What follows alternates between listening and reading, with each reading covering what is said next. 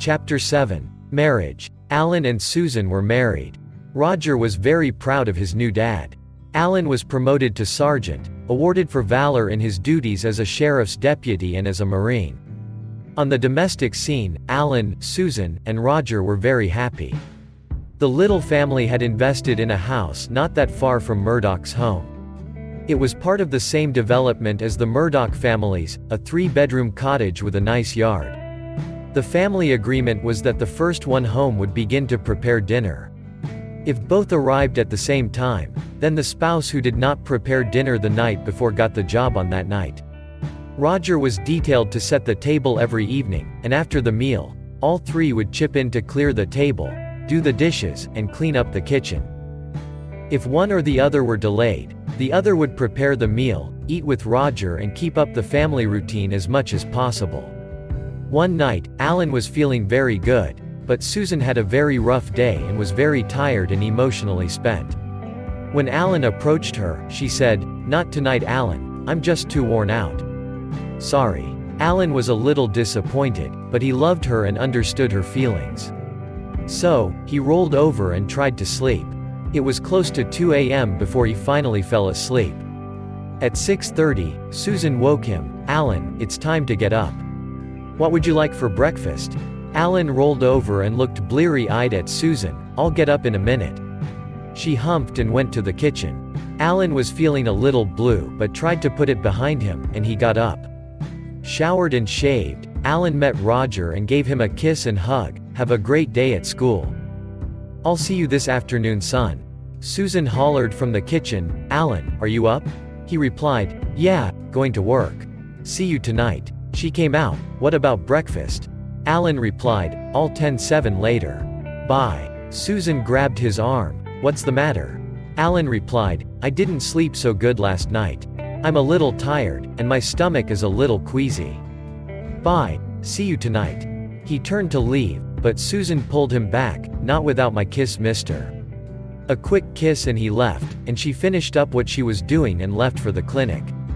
It was the flu season, and Susan had a lot of sick kids to treat that day, that week, that month. Every evening Alan would arrive home before Susan, and so, according to their agreement, Alan would prepare dinner. Several days, Susan didn't get home until around 10. On other occasions, she would be just a little late, half an hour or so. But, every evening she was exhausted. Alan would approach her, but it was easy for her to tell him, "No, dear, not tonight." Each time it was easier to say, "No, not tonight." Alan remembered the time he took Susan home, then went to his apartment and wished for someone to love him. He was feeling very blue, but because he loved Susan, he tried to shrug it off and carry on. One evening Alan was delayed, and when he got home, Susan had arrived home and was napping on the sofa with Roger studying at the table. Roger looked up. "Hi, Dad. What's for supper?" Alan looked over at Susan then to Roger. "I don't know. What would you like?" Roger thought a moment. "How about macaroni and cheese?" Alan smiled at him. "That sounds perfect." Alan and Roger went into the kitchen and started to work. Roger set the table while Alan browned the hamburger and set the water to boil for the macaroni. It took about half an hour for dinner to be ready. Alan called Susan and served up the macaroni and cheese. Alan smiled at his wife. "Tough day?" She replied, "Yes, tough. What about you?" He responded, "Traffic lights went on the fritz. We had to direct traffic for about 6 hours today. That's why I was late." Susan sighed and turned to Roger. "Well, son, how was your day?" Then Roger began to tell about his day, school, playing with Teresa, and helping Dad with dinner.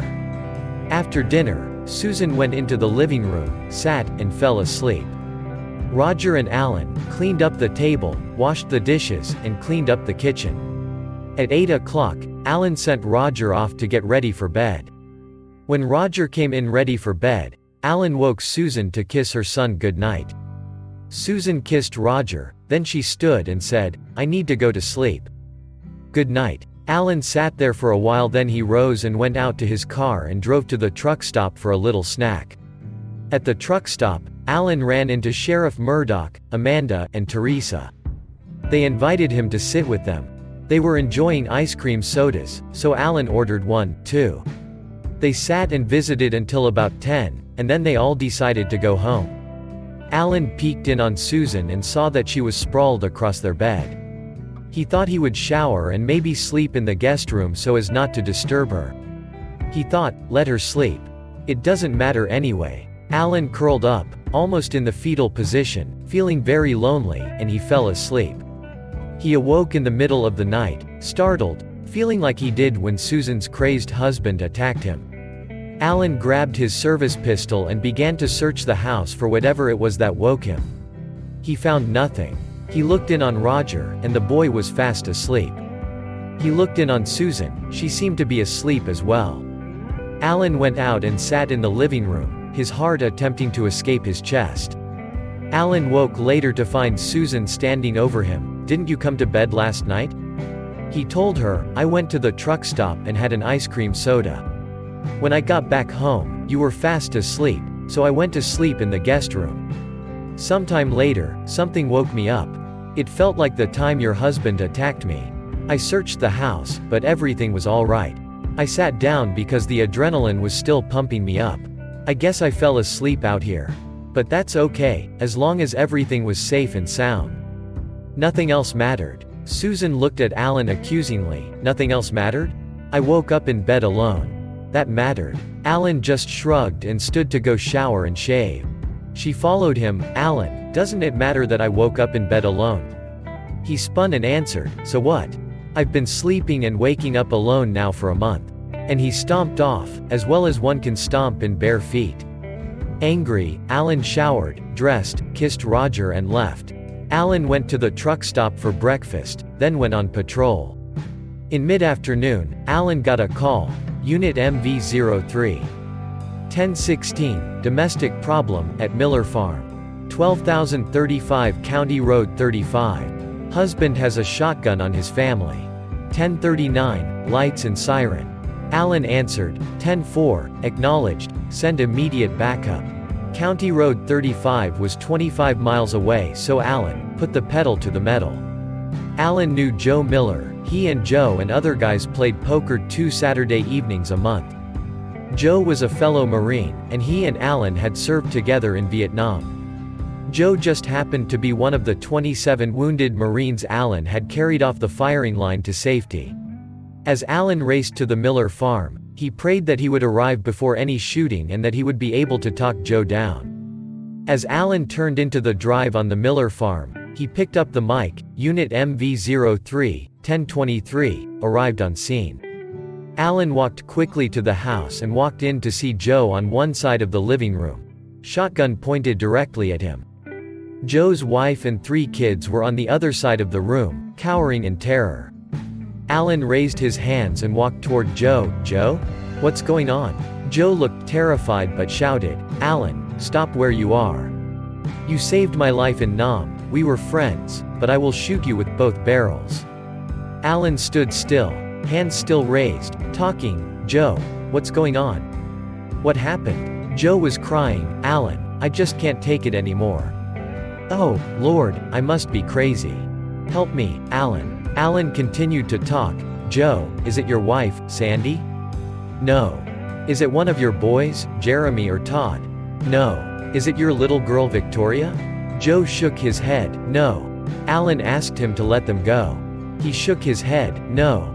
Alan kept on talking, pointing out the love Joe had for his family, the pride when each of the kids was successful at something. When Todd hit that home run, winning the game for his school.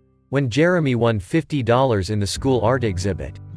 Or when Victoria danced so well in the school program last Christmas, and his wife Sandy, when she stood by him and encouraged him to buy the farm. He pointed out the love his family had for him. Alan talked for 2 hours, and Joe finally allowed his family to leave. Amber was waiting in the yard and took the family in her patrol car to Sandy's family's farm. She took the family into the farmhouse and explained what was happening. Then Amber returned to the Miller farm. Alan was still talking to Joe to lower the shotgun. To let Alan take him where he could get some help.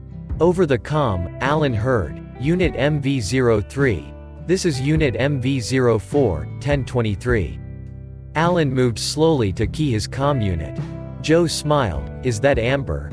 Alan keyed the unit, 10-4. Then to Joe. Yeah, that's Amber. She took your family to Sandy's family. Amber stepped into the house. Joe, what's going on? Joe was still crying. Amber, I'm so tired of the voices. I'm so tired. Then Joe lifted the shotgun and blew his own head off. Both Alan and Amber were stunned. Alan slowly reached for his comm unit. Dispatch, this is Unit MV03 in 04. Joe Miller just blew his head off with a 12-gauge shotgun. 1079, send coroner. Unit MV04 will notify his family. Unit MV03 will remain on site for the coroner.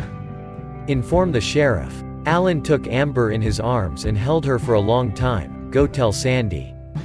I'll wait for the coroner. Amber looked at her partner. You gonna be okay? He nodded. Yeah. She kissed him and went to tell Joe's family.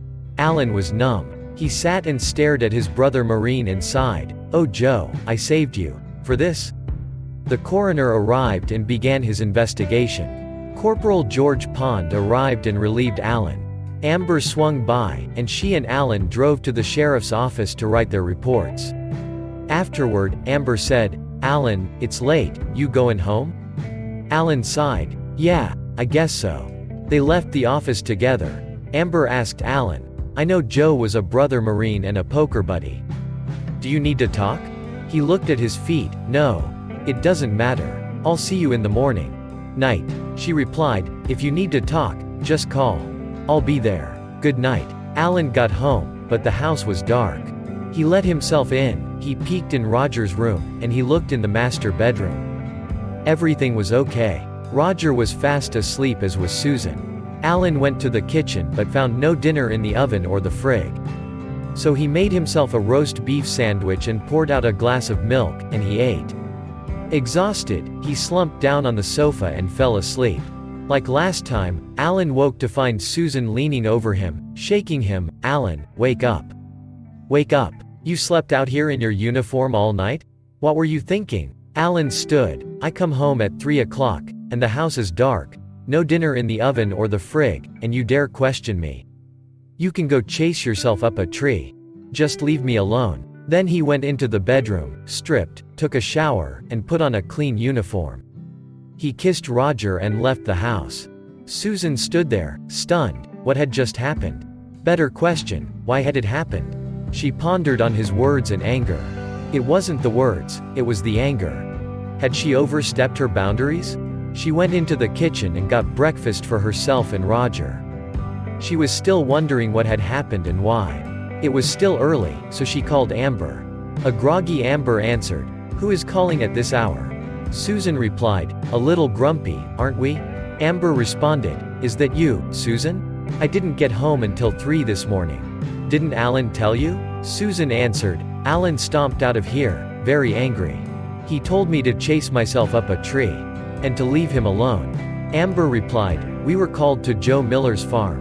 Alan spent hours trying to talk Joe into putting his shotgun down. But in the end, Joe put the gun under his chin and pulled the trigger. Alan and I didn't get home till 3 this morning. Susan said, I'm sorry I woke you, so sorry. Thanks for telling me what happened. I owe you. Bye-bye. She wondered, was that the problem this morning? Was there anything else? She played the morning over in her mind. Well, no dinner for him, no light for him, no wife for him when he got home so late. That's my fault, and yelling at him like a mother instead of a wife. A person deserves respect in his own home. At the clinic, Susan was busy with some toddlers when Amber called the clinic, asking to speak to Susan. Susan excused herself and went to speak with Amber. Amber said, we need to talk. Later. Gotta run. Bye. Susan didn't have time to think about it. She wrote herself a note to call Amber on Saturday, put it on her desk and went back to the tyke she had been examining before. The day was very busy. She skipped lunch and continued seeing the kids and completing the records. The office was dark, and it was close to 6:30 before she realized she was late leaving. She grabbed her coat and purse and ran out to her car and drove home. When she got home, she found Alan and Roger waiting dinner for her. She rushed in apologizing for being so late. Did you guys eat? Roger replied, "No. We decided to wait for you." She sat, and Alan grabbed her hand and Roger grabbed the other, and Alan thanked the Lord for the end of the day and the food. "Lord, thanks for the day past. Thanks for our food. Please bless the food to our bodies and our bodies to your service. Amen." Alan smiled at her. "Rough day?" Smiling back, "No, not rough, just very busy. Little ones with the flu, colds, scraped knees, bumps, and bruises.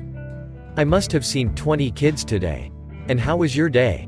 Roger began to tell about his day when Susan interrupted. "Sorry, Roger, I was asking your father." Alan looked up. "That's okay. It doesn't matter. Tell us about your day, son." Susan frowned but listened to Roger babble on. After dinner, everyone pitched in to clean up. Afterward, they all went into the living room, and Alan and Roger wrestled on the floor for about 15 minutes. Alan got Roger down and started tickling him until he begged him to stop. Then Alan picked Roger up and set him on his lap, hugged, and kissed him. "Love you, son." Roger hugged Alan. "Love you, Dad." 8 o'clock and Roger went to get ready for bed. Susan looked over at Alan. "Alan, could we talk?" Alan's brain went on alert. "What have I done wrong now?" But he said, after Roger is in bed. Roger came in. "I'm ready for bed." His mom asked, "Did you brush your teeth and wash behind your ears?" Exasperated, Roger replied, "Yes, ma'am." She smiled and held out her arms. "Come give me a hug and kiss." Roger hugged and kissed his mom. Then he went over to Alan and hugged and kissed him too. "Good night." In unison, "Good night. Don't let the bed bugs bite." There was a little relaxed laughter and smiles all around. Susan turned to Alan. "Alan." Alan's mind went into panic mode. "Here it comes. Alan, I guess I have really been messing up, and I'm sorry." Surprised, he looked over at her and saw the tears running down her face. He moved over to where she was sitting, put his arm around her. "Susan, you don't have to say anything else. I love you, and I'm sorry for the way I have been acting lately." She shook her head. "You are the most important person in my life, besides Roger, and I've been treating you like a stranger. Well, worse than a stranger, more like a slave or just an inconvenience. I'm sorry, will you forgive me?" Alan looked at this woman and replied, "Of course. Will you forgive me?" She replied, "Oh, yes, Alan, yes." He held her in his arms and kissed her very gently. She stood and turned on the radio. "Dance with me?" He stood and took her in his arms, and they began to dance. Susan whispered in his ear, "Should we check on Roger, just to make sure he's asleep?" Alan whispered back, "Okay." Roger was very definitely asleep. Back in the living room, they began a very intimate dance, which ended up in their bedroom. Susan, dancing a very enticing dance for Alan, whispered, "Shall we shower?" Alan, with a huge smile, agreed, "Yes, my darling wife, let's shower." The next morning saw Susan and Alan preparing for another day. She dressed. "Alan, what would you like for breakfast?" Alan smirked. "How about the same thing we had just before we went to sleep?" You could hear the smile in her voice. "Tonight. I promise." Alan let out an exaggerated sigh. "Okay, I'll have eggs and sausage and toast." After breakfast, the little family went about their business, Susan to the clinic, Alan to the sheriff's office, and Roger off to Murdoch's place to walk to school with Teresa. Susan walked into her office and spotted the note to call Amber and thought she would call that evening. She remembered that Amber was a psychiatrist and marriage counselor, and right now, she needed as much help in keeping her new husband happy and attentive as she could get. But, before then, she had several little ones to see. Alan began his patrol along the county roads.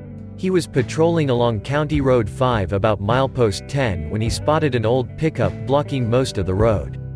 Alan keyed his radio. "Dispatch, Unit MV03, 1028, registration information. State GGM 0991. A minute later came the reply. "Unit MV03, State GGM 0991 is 1999. Dodge Grand Caravan registered to Mr. Bertram Jones, 13324 County Road 13. License reported stolen yesterday." This chapter, Chapter 7, is longer than I wanted, so I split it into 2 sections. Please continue on to the second section.